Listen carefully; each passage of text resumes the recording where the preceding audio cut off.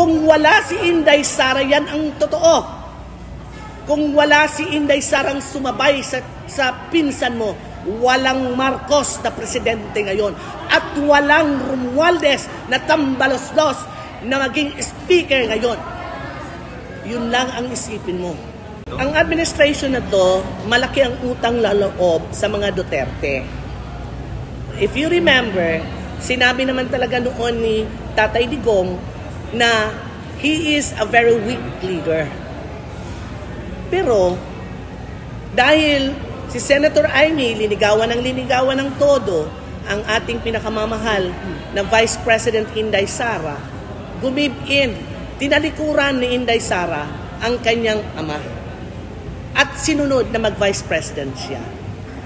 Mr. Speaker, nakita kita ang laki ng ano mo, katawan mo, tumatayo ka, sabi mo, ako'y maninindigan para sa bayan.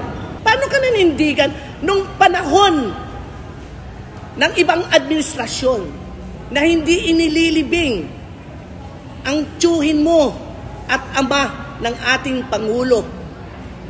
Nanindigan ka ba? Di ba para kang pugsit doon sa tabi na hindi kayo makapagsalita?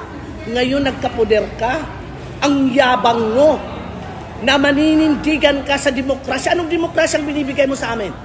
Martial law itong binibigay nyo sa amin. Tinago ni Pangulong Duterte sa mata ng sambayan ng Pilipino ang pagpalibing sabi yun? Hindi. Sa libingan ng mga bayani. Dahil tatlong dekada, tatlong presidente na ang umupo, hindi napapalibing. Pero matigas din at matikas ang aming pinakamamahal na Presidente Rodrigo Duterte na itinago niya sa sambayan ng Pilipino para lang maipalibing ang tiyuhin mo. Napakawalang hiya mo. Ikaw ang pinakawalang hiyang naging Speaker of the House. Tingnan mo, mga kakampi mo. Kagaya ni Congressman Lagman. Saludo ako dyan kay Congressman Lagman.